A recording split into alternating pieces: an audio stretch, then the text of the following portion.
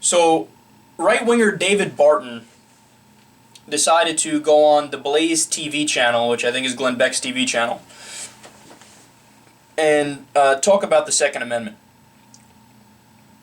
And this is exactly what most right-wingers think about the Second Amendment. And I'm going to explain why it's just historically incorrect. So let's listen and then we'll break it down. Amendment. The Founding Fathers didn't call it the right to keep and bear arms the way it's written. They called it the biblical right of self-defense.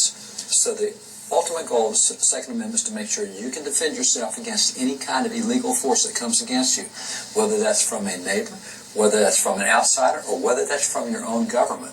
And in the case of the American Revolution, if the Founding Fathers had not been able to take on that illegal British government coming in, so for them, it's not a matter of, oh, you got too many bullets in your magazine. It's no, whatever the government's got, we got to have the same thing, because if they've got an AK-47 and come through and we've only got a BB gun on the inside, this is not a deterrent. So the whole purpose of the Second Amendment is to make sure that you have equal power with whatever comes against you illegally. So at that point, that's got to control the gun control debate. Okay, so he's clear.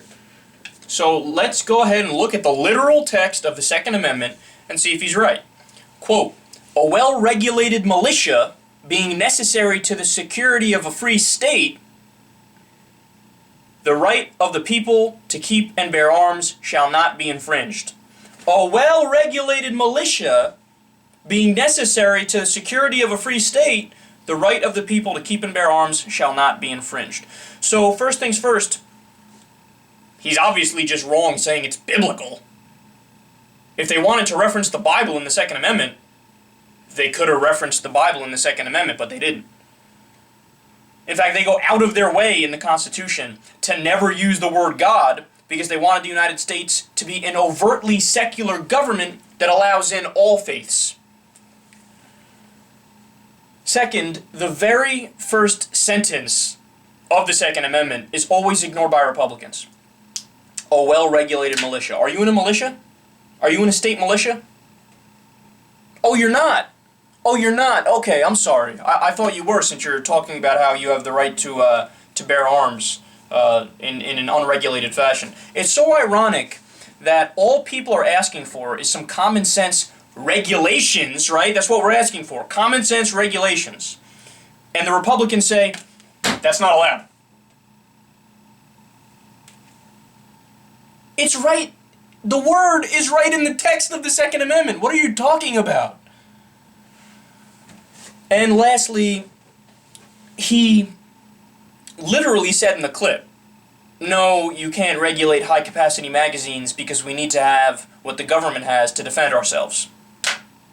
Okay, so the government has RPGs, bazookas, F-22s, warships, chemical weapons, Scud missiles, nukes. Do you have a right to a nuke?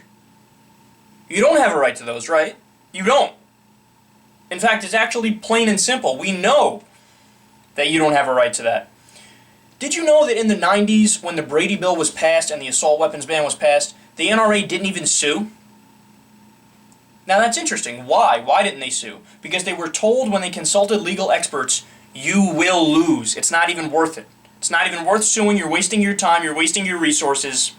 The Second Amendment was written about muzzle-loading muskets.